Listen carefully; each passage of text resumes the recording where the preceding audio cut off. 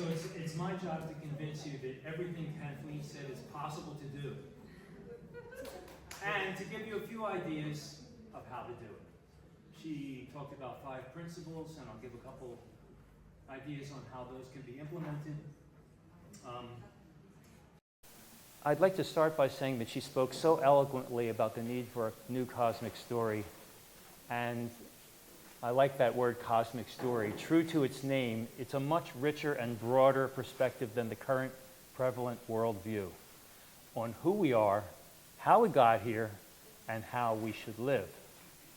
She articulated that story for us in juicy details, which I love, bringing up the names of so many important contributors to the story and helping us realize it's not just our story, but so many other people are coming to the same conclusions.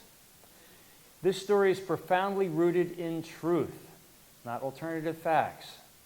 The truth of modern discoveries, not rooted in cynical assumptions, myths, or dogmas. And this emerging story transcends petty differences and redefines our identities. I feel like I could spend a whole week on that last phrase, redefining our identity, because we have so many exercises in school we do every day just on that. So this is a story of oneness, deep connection, and universalism as the only ism that can solve our dilemmas. Now, most good stories have an epilogue, and I would like to propose an epilogue for the cosmic story. Here's our epilogue. This is a lot like what Dada Shambhu Shivananda was saying. Last night he was telling us about our origins. Yeah, the cars have changed a lot, but the driver hasn't really changed that much. So the idea of progress here is that we have to progress, not our stuff. I propose that the new epilogue is a challenge for us to redefine what is human progress. And of course that also means what is progress in terms of education? How do we assess children? Or should we assess children? There we go, we're back again. Thank you, Dee Dee. Okay. So Kathleen mentioned that our worldview is like a house. This is the house I chose. We've accepted it as home, even though we're learning it was built upon false narratives, materialistic beliefs, and a foundation of limited knowledge. That worldview is very hard to leave behind, even though it threatens the very world it's supposed to be viewing. But this is an education conference. So the question is, how does education relate to our worldview? Now, this is a touchy subject. I don't mean to offend anyone. I'm obviously speaking from the perspective of an American living in New York. There is not a philosophical or worldview statement attached to the public schools in my area, and I would suggest probably not attached to any of your public schools either. However, there is that worldview, not openly stated, but lying covert, intrinsically hidden in every lesson, every rule, every procedure, every set of priorities, every curriculum decision, every test, and every assessment. What is the untold story that is being screamed into the ears of our children in public education? Is it the same in every country? So this is where I'm going to give you a chance, but not a long chance, to talk to each other. And here's the question I want you to think about. What is the worldview being imparted by public education in your country? And the same question, stated slightly differently, is what is the purpose of the training and the style of training being given to children? This relates to the slide that Kathleen had about people coming into the factory and coming out all the same. So I'm going to give you a couple of minutes. Just turn to talk means just the person next to you.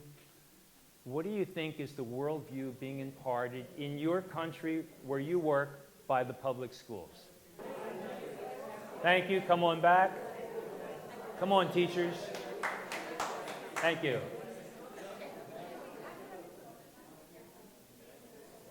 There's a lot of talk in America about competition.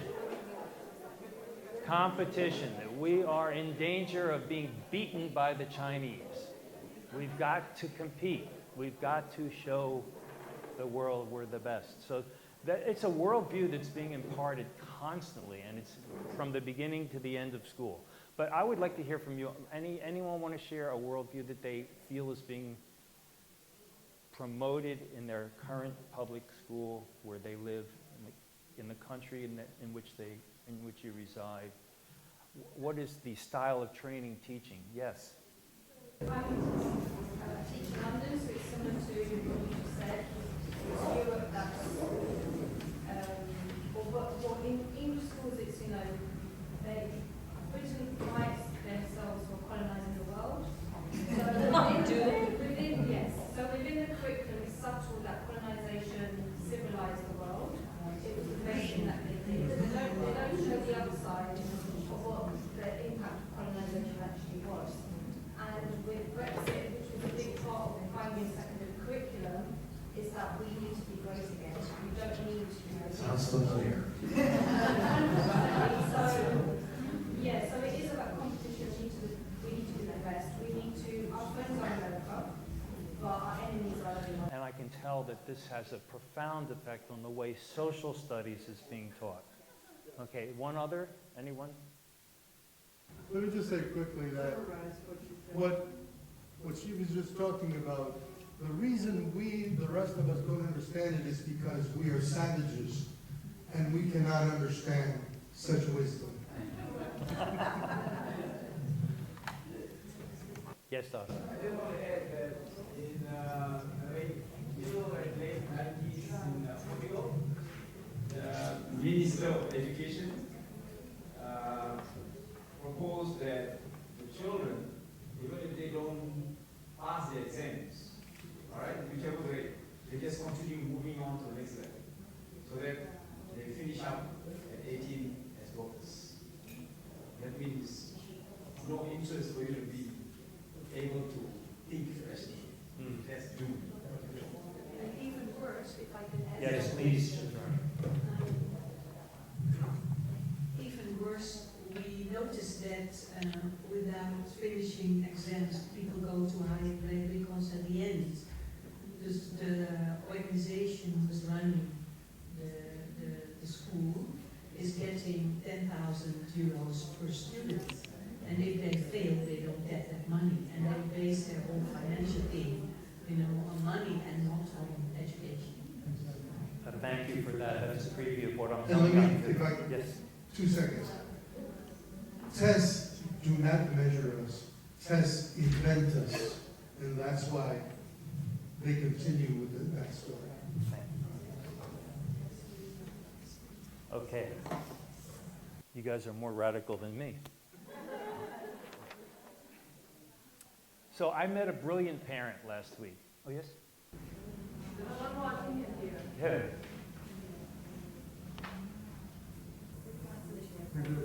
Yeah, so there's opinion about the system of education in Germany, and the experience said that the child who studied in German system, he was never proud that he is German.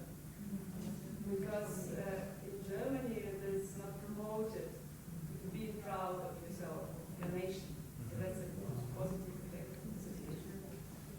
So there's some national shame that's being transmitted to the children who don't know why in Germany. So I met a brilliant parent, really a genius, and I gave a little presentation about Neohumanism, and this is what he said. I wrote it down. School taught me how to be an employee and not an entrepreneur or a creator. I don't want that for my daughter. And I said, well, you came to the right place, because that really sums up what's different about our worldview. So what does an employee do? Is obedient, get along with others, show up on time, do your work, earn your money, hopefully get a promotion. And the student's version of that would be obey, get along, do your work, show up on time, get your good grades, get into college, and get a job. Well, we know from many sources what a new cosmic worldview is going to be like. But in practical terms, how are we going to impart this worldview to the next generation? How do we ourselves encourage them to become more their true selves? By, and I quote, working through the layers of identity that separate them from their cosmic origins.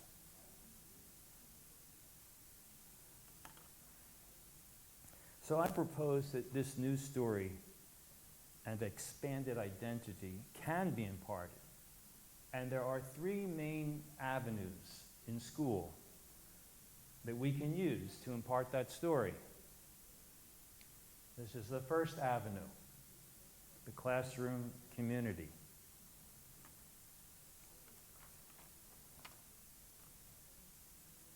The second avenue is an enlightened methodology.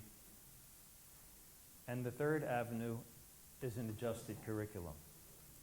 An adjusted curriculum means adjusting science, social studies, language arts, music, drama, dance, fine art, foreign language, math, yoga, and much more.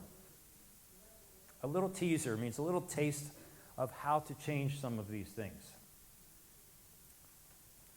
I teach middle school science right now. That means ages 12, 13, and 14. This is something I found in a textbook. Here it is. Quote, lucky for us, fungi were able to break down the minerals trapped in rocks that were needed for photosynthesis. Now, what are the implications of a sentence like that? It's not at all like the implications that Kathleen was telling us about fungi. The implications are that it happened accidentally. There was no plan, and what a stroke of luck. Without the right minerals, there would be no photosynthesis. The whole thing was just a good accident. So, it doesn't sound like a lot, but there's a hidden belief system behind statements like that. And what do you call a belief system that has no proof? It's a religious belief.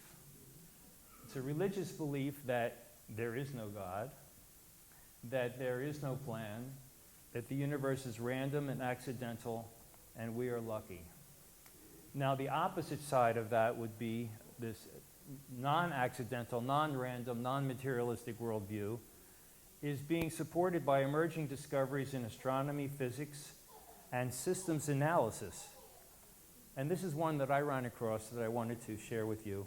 There are a lot of scientists who have revealed this new this new theory, which is related to that the universe is self-organizing. This is a step further in that direction.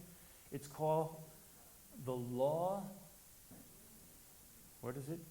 The law of increasing functional information. And this law states that the system is built to become more and more complex as it gains more and more information.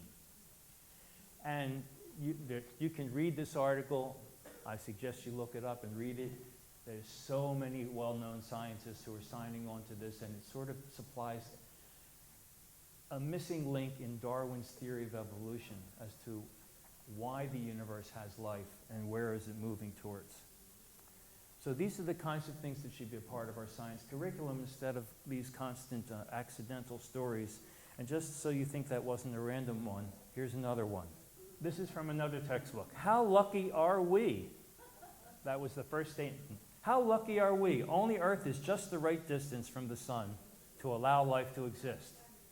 And my question is, why is it always lucky? And it's also not true. What happened to truth? You know how old the Earth is? Anyone know? 4-something billion years old. And how do we know from radioactive dating We know how old the rocks are. We also know that the sun has changed between 25 and 30% more heat than it had long ago when the Earth was formed. If the sun is constantly increasing in heat, how come the Earth is stable? Because it's not a dead system. It's a dynamic relationship between life and the universe. And life is regulating the temperature of the Earth. This is what should be taught. This is an example of how curriculum needs to be adjusted in the area of science. And we have a series of principles that I'll go through in my showcase to help you adjust curriculum in science to be more neo-humanistic. For today, with us, I want to focus on a couple simple things that we can do. The first thing is, who's going to be on our staff? And the second thing is, what are our priorities? The best way to change education towards a new cosmic worldview, IMO, which means in my opinion, is for that worldview to be modeled for the students in the actions, the teaching choices, and the overall behavior of the staff. In brief, we need to choose our staff according to their natural affinity towards neo-humanism. Every person I've ever spoken to who wants to start a school asks me that question. If I can't find an Acharya or an LFT to run the school, how do I find someone? So this is one way. You can observe whether the person has a tendency towards service, caring for animals, practicing introspective meditation, acting for social justice, caring for the environment, choosing a vegetarian diet. If anyone has made these choices, they all fall under the philosophical umbrella of neo-humanism, which means that that person is likely to embrace a philosophy that shelters and nurtures their natural tendencies. I just recently hired a teacher who was a vegetarian. I didn't know a whole lot else about her, but it turns out she has fallen in love with service learning. She's fallen in love with so many things we do in the school because she had that natural tendency to begin with. So I would propose to you that somebody who's made any one of these choices on their own is likely to find shelter under neo-humanism. And then they should be exposed to regular educational training either on site or in the neo-humanist college, which I have nothing to do with. Okay, so that brings me to priorities. Now, a big part of my job these days is not necessarily teaching science, but meeting with families. I meet with hundreds of families and teachers from all walks of life. And this is a very fortunate thing, that what's special about New York is that it's a melting pot. So I meet people from almost every country in the world, certainly every continent, every religion, and every economic strata. And it's interesting because you can see how all of these different people respond to neo-humanism. And one of the things that amazed me is very few people, very few, disagree with our set of priorities. And so I'm wondering, what's the argument then? I mean, I think that a lot of us feel overwhelmed with trying to present our ideas to the public. But I think you would find, you take any good teacher out of their school and ask them what they'd like their priorities to be, and they'll be the same as yours. They just can't do it. So that's what I'd like to impart today, a kind of a confidence that you're on the right track. So I just met with a second grade teacher who wanted to enroll her daughter in our school. I gave her a presentation about our worldview and about neo-humanism. And she said, "You don't have to tell me, it was evident in every classroom. As soon as I entered the building, I could see the way the children were engaged, how they interact with each other and their teachers, how they interacted with me and my daughter as we walked around the school." And I said, "Well, I'm glad to hear that. What about your own classroom?" Oh, I would love to accomplish everything you're doing in your school, but the system just won't let me. It forces a list of priorities that destroy any chance I have. So that statement inspired me to gather a group of public school teachers together and meet with them and ask them what their priorities are. Not what they want them to be, but what they are. Now, what they are meaning every time they design a lesson, what are the few priorities they have in mind? You ready for the results? It was scary. That was number one. Is this going to raise or lower the test scores of my students? That has to be my first priority. Can I finish it within the schedule that I was given? Boy, I could tell stories about this. Recently, I had a parent who was leaving public school because their child came into school crying, and the teacher said, I don't have time or I won't be able to finish the math lesson to talk to you. And he said, I want to be in a school where my child's happiness is a priority. It's not the schedule. And the third thing, can I keep order? That's what my principal will ask me. If I do anything hands-on, I might lose order. Okay. So you could rephrase these as questions. Will my lesson help improve test scores? Will my lesson fit within the schedule? Will my lesson allow me to maintain order? Now, as a little exercise for you, another little turn and talk. This one's going to be shorter. I want you to think of 3 things, qualities. One word only. One word quality that you would like to see your student have.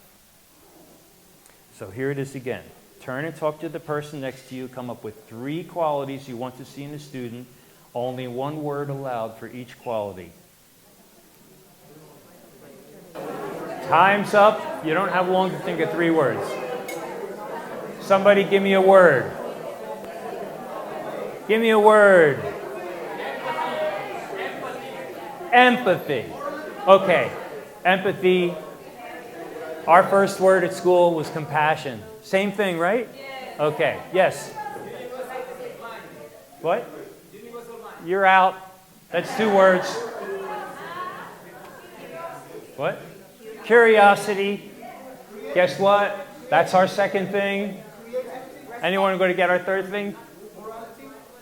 Oh, morality. That's not a quality. Uh-huh. But you're on the right track. Okay. I understand. How about, I'd like to say 2 things. One, fun. What? Fun for me must be Fun. Okay. However, I'm against this pyramid. Why can't all those things be in a circle interacting all the time as opposed to 1 here, 2 there, 3 there? I guess my brain works that way. I'm sorry. Yes. What?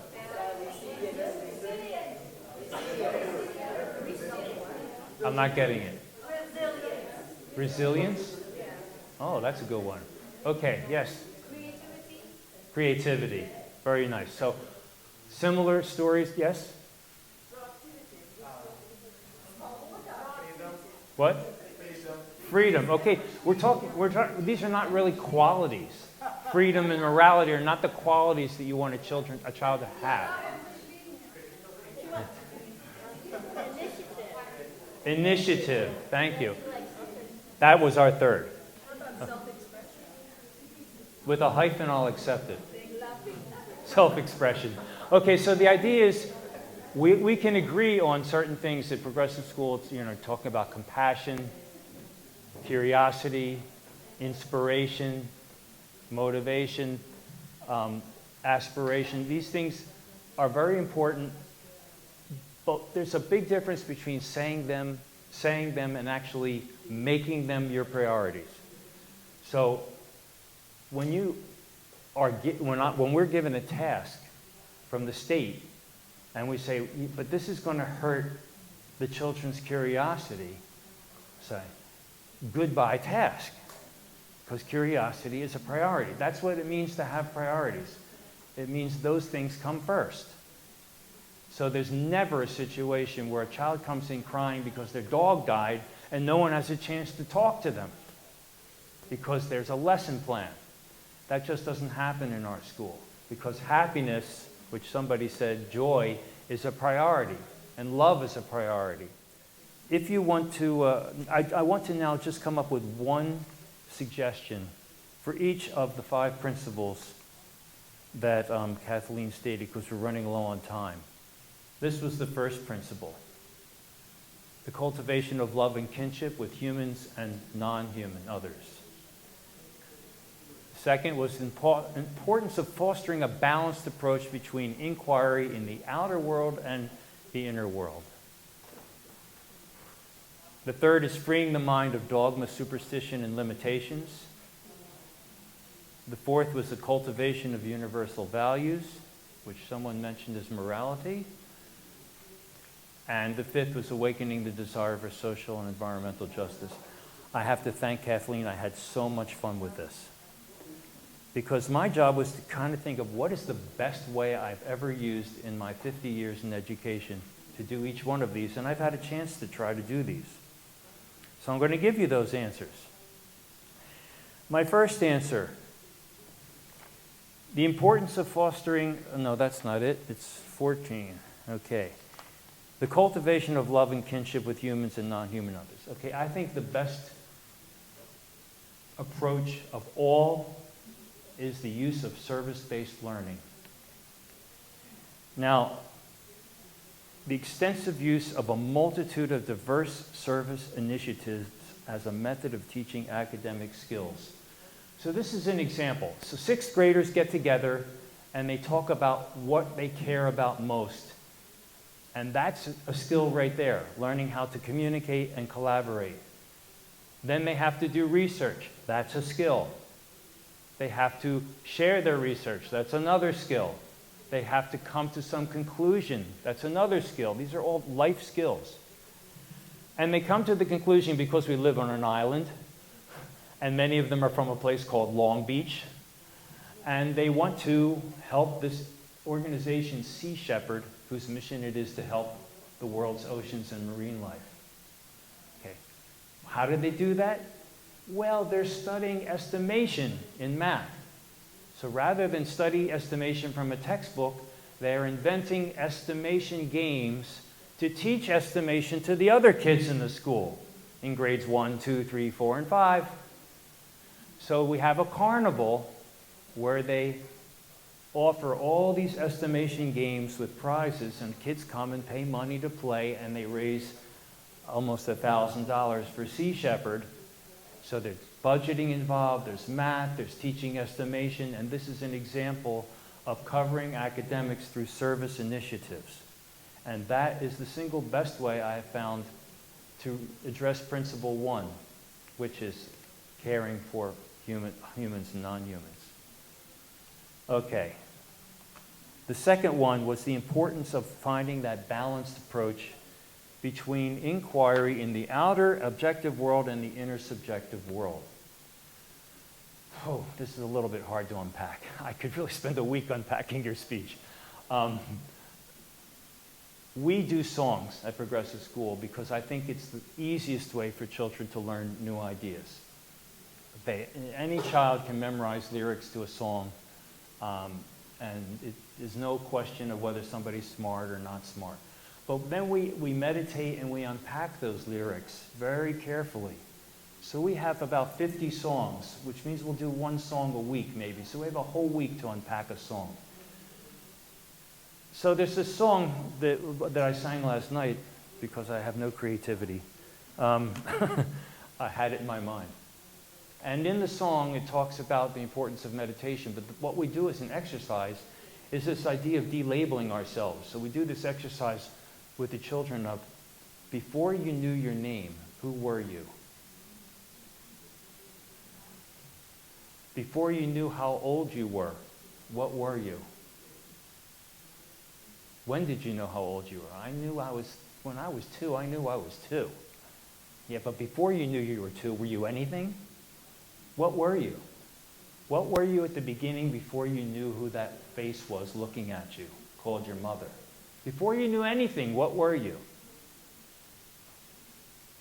And that we talk about that being at your core, and all the labels are being piled on top, and they're being removed because they're constantly changing and new ones are being added. So we do this exercise of delabeling, and we try to teach them the only way to really get back at that core, which is, I exist. That core we all have, which brings us all together in one loving family, because we all have that I exist at the core, is to meditate. And kids are reluctant to meditate. So this song helps them be less reluctant to meditate. Be it hot or a frozen day, in November, March, or May. One chorus. That's Hawaii.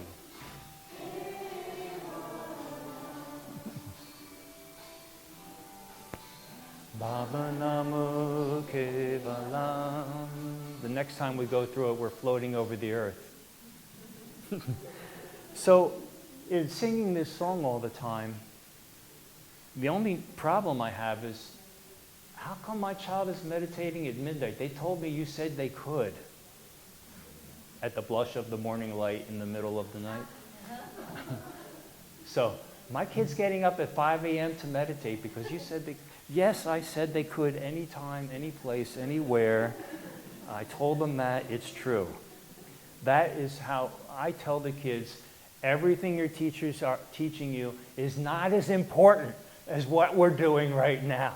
So I'm telling them every single day, this is the most important thing you do in school. And if you come late, you're going to be marked late because you missed the most important thing in school. So the third principle was freeing the mind from dogma. Okay.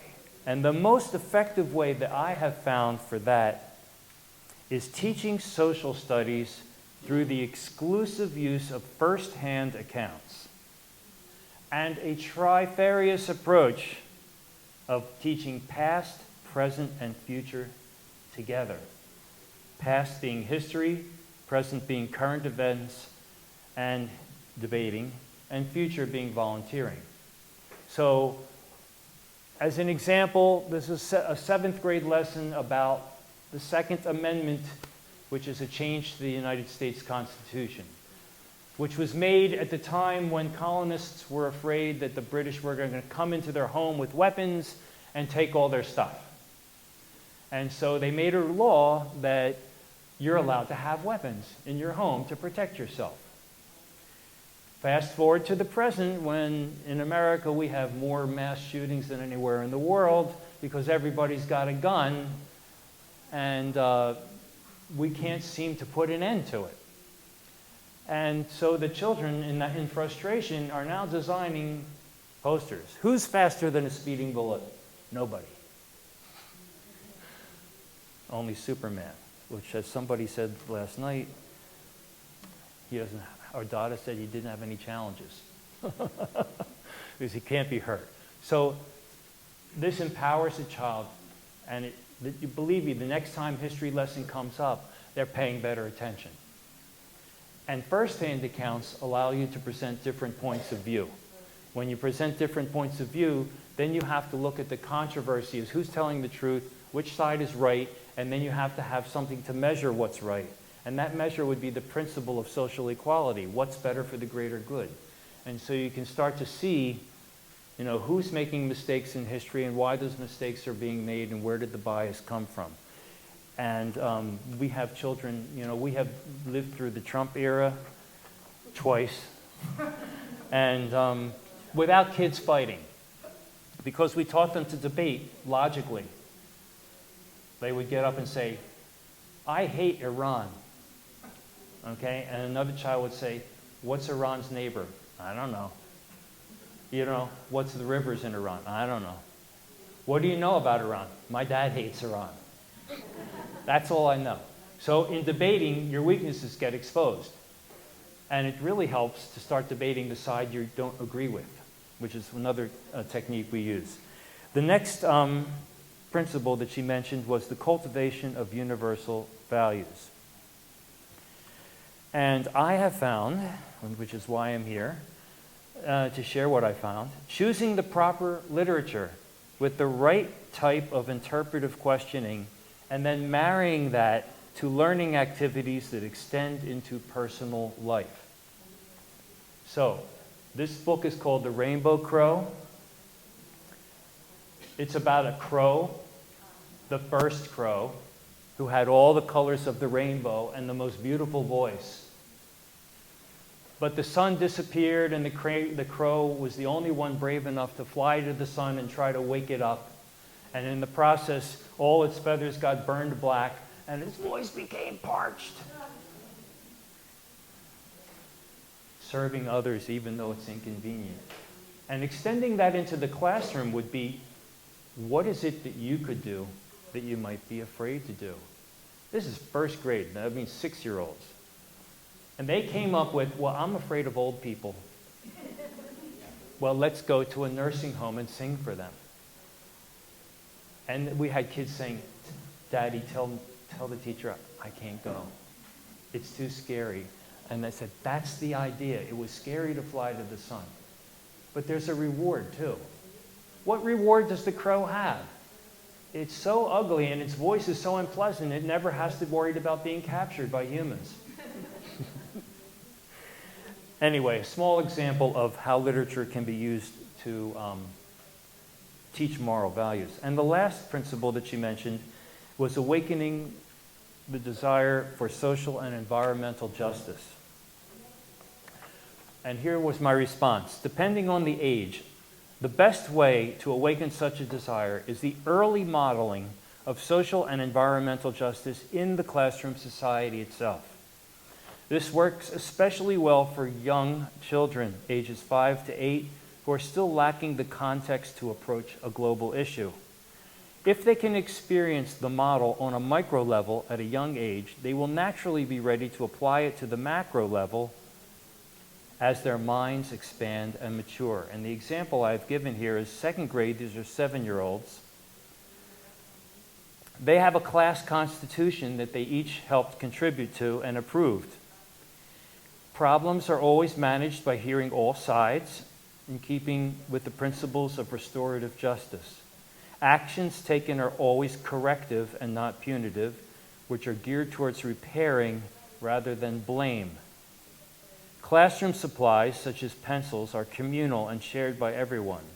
There is routine care of the indoor and outdoor gardening environment through a rotation of responsibilities. And there's volunteering, which is what you see here, to help in school-wide projects. They have created a little post office to deliver things for events such as Valentine's Day. All of these things combine in children at a young age and awakens and nurtures the sense of justice and the sense of activism. So my concluding statement to you is this. At this stage of our precious neo-humanist education movement, I am pleased to say that we have completed a lot of the philosophical and practical groundwork. That's no small thing. I remember years ago we would spend a whole conference arguing about whether we were to follow the Montessori model or the Steiner model, or neither model, or a combination of both. And there were no fifth alternatives. And that was the whole conference. And people would go their separate ways, enemies. We've changed. We've come to some agreement. What we need now is to reach out to the world, open more schools, please expand our preschools into upper grades, and inspire more children. Thank you very much.